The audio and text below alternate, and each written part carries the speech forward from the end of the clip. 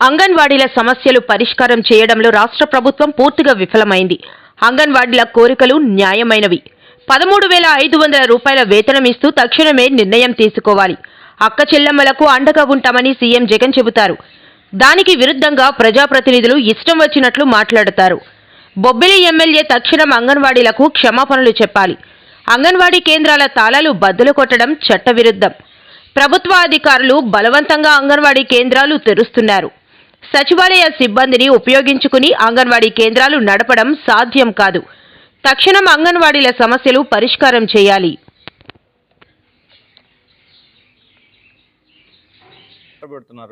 విద్యుత్ కంపెనీలు కట్టబెడుతున్నారు. ఈ డబ్బంతా వాళ్ళ కట్టబెట్టి ఒకవైపు ఈ వేల కోట్ల లక్షల కోట్ల రూపాయలు అప్పులు తెస్తున్నారు. ఆ డబ్బంతా ఏమవుతుంది? ప్రభుత్వం లెక్కలు చెప్పాలి. డబ్బులు లేవు అందుకని మేము పెంచలేమని ఇప్పుడు ఏదో బేదారుపులు అరుస్తుంది. ఇది వాస్తవం కాదు. ప్రభుత్వం ఉద్దేశపూర్వకంగానే కావాలని ఈరోజు అంగన్వాడీలని వీధుల్లోకి నెట్టి వాళ్ళని కడుపు మాడుస్తున్నది, వాళ్ళ గొంతు కోస్తున్నది. అక్కా చెల్లెమ్మలు అని మాటకు ముందు వస్తే జగన్మోహన్ రెడ్డి గారు అంటారు. అక్కా చెల్లెమ్మలకు ఇచ్చేటువంటి మర్యాద ఇదేనా?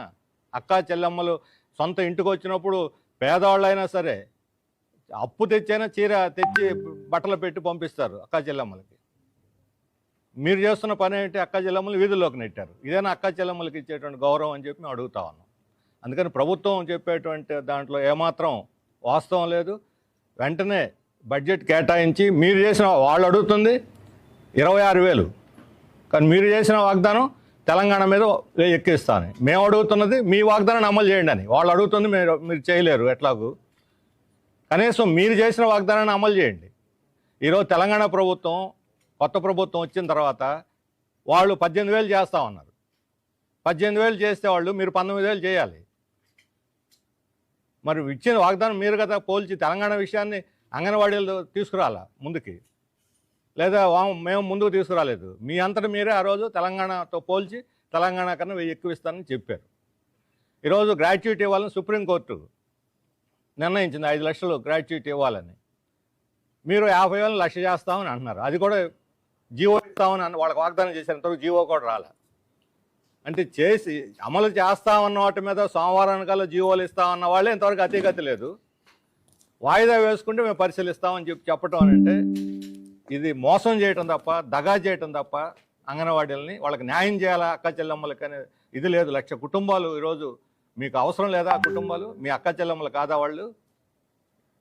అందుకని ఇప్పటికైనా సరే మీరు గత ప్రభుత్వ హయాంలో అంగన్వాడీలు ఆందోళన చేస్తే అన్ని చోట్ల వచ్చి వైసీపీ వాళ్ళు చాలా న్యాయం అది ఇది అని చెప్పి వాళ్ళకి మద్దతు తెలియజేసి ఆందోళన ఉధృతం చేయాలని చెప్పినటువంటి వాళ్ళు ఈరోజు ఆందోళన అణచడానికి ప్రయత్నిస్తున్నారు. అందుకని ఆందోళన అణిచే పద్ధతులు ఇప్పుడు అంగన్వాడీ కేంద్రాలు తెరిపించడానికి అన్ని రకాల అడ్డమైన దారులు తొక్కుతున్నారు. సచివాలయాలు, వాలంటీర్లు, ఆశా వర్కర్స్ని, ఎన్జిఓలని ఎవరిని వదలకుండా ఎవరిని పెడితే టీచర్లను కూడా మీరే పోయి తెరవండి అని చెప్పని ఈరోజు అంగన్వాడీల ఆధీనంలో ఉండే వాళ్ళని తాళాలు పగలొట్టి మీరు స్వాధీనం చేసుకోవడానికి ప్రయత్నిస్తున్నారు బలవంతంగా. రేపొద్దున ప్రజలు వచ్చి సెక్రటరీని మేము స్వాధీనం చేసుకుంటాం, లేకపోతే ముఖ్యమంత్రి కార్యాలయంలోకి వచ్చేస్తాం అని ప్రజలు అంటే ఏం చేస్తారు? చట్టవిరుద్ధంగా మీరు ఎలా తాళాలు పగలగొడతారు? అందులో పోలీసుల దగ్గర ఉండి ఎలా చేయిస్తారు ఈ పని? మీకు ఏమైనా కోర్టు ఆర్డర్ ఉందా? లేకపోతే ప్రభుత్వం ఏమైనా జీవోలు ఇచ్చిందా చేయమని? చట్టవిరుద్ధంగా ఈరోజు పోలీసులు ఈ అంగన్వాడీ కేంద్రాల దగ్గరికి వెళ్ళకూడదు. వాళ్ళకేం పని?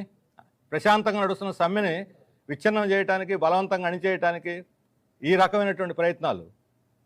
కొన్ని చోట్ల అయితే ఎమ్మెల్యేలు, ఆ బొబ్బిలి ఎమ్మెల్యే ఎవరో ఒక ఆయన ఇంతవరకు అతను కనీసం తప్పు చేశాడని కూడా ఖండించలే. వైఎస్ఆర్ మర్యాద ఇదే? ఒళ్ళు బలిసిందని చెప్పి అంటాడా? ఒళ్ళు బలిసి కొట్టుకున్నాడు ఎమ్మెల్యే. బలిసింది ఎవరికి? ఒక్కొక్క ఎమ్మెల్యేకి ఎంత జీతం? 2 లక్షలు నెలకి. అలవెన్స్లు ఎంత? 3 లక్షలు. ఉచిత బస్సు.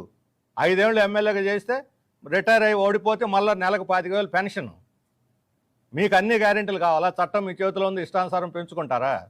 ఒక నెల జీతం త్యాగం చేయండి రాష్ట్రం కోసం, మీరు చూద్దాం.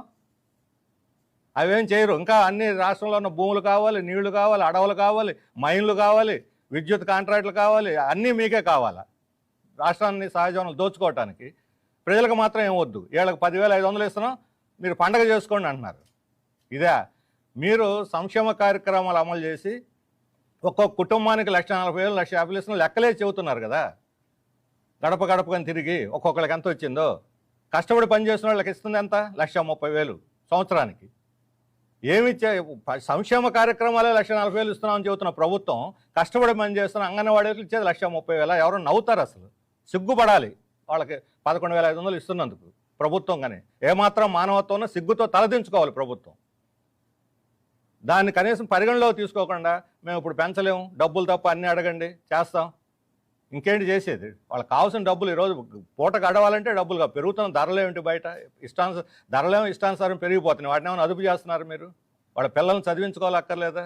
జబ్బులు వస్తే హాస్పిటల్లో ఖర్చు, పైగా వీళ్ళకి సంక్షేమ కార్యక్రమాలు కోత పెట్టేశారు. వీళ్ళంతా ధనవంతులైనట్టు సంక్షేమ కార్యక్రమాలు కూడా అమలు చేయరు, తీసి పారేస్తున్నారు. కార్డులు తీసేస్తున్నారు, పెన్షన్లు తీసేస్తున్నారు, అన్నీ తీసేస్తున్నారు. ప్రభుత్వ ఉద్యోగి లెక్కలు అక్కడ ఉంటుంది, వాళ్ళ లిస్టులో ప్రభుత్వ ఉద్యోగి కింద ఉంటుంది. ప్రభుత్వ ఉద్యోగికి ఇచ్చేటువంటి సౌకర్యాలు ఏమి ఇవ్వరు. ఏమిటి అన్యాయం? అందుకని రాష్ట్ర ప్రభుత్వం ఇప్పటికైనా కళ్ళు తెరిచి భేషజాలకు పోకుండా ఇచ్చిన వాగ్దానాన్ని నిలబెట్టుకొని వెంటనే వాళ్ళని చర్చలకు పిలిచి మీరు చేసిన వాగ్దానాన్ని మీరు అమలు మాట తప్పును మడమ తప్పని అంటారు కదా, నిరూపించుకోండి ఆచరణలో. ఒకరిని మాటలతో కలిసి చెప్పాల్సింది. నేను మాట తప్పడం లేదు, ఇదిగో ఇప్పుడైనా 4 ఏళ్ళైంది మీరు దాన్ని అమలు చేయకుండా. ఆఖరి నిమిషంలో అయినా ఇప్పుడైనా అమలు చేయండి, మీ గౌరవం నిలబడుద్ది.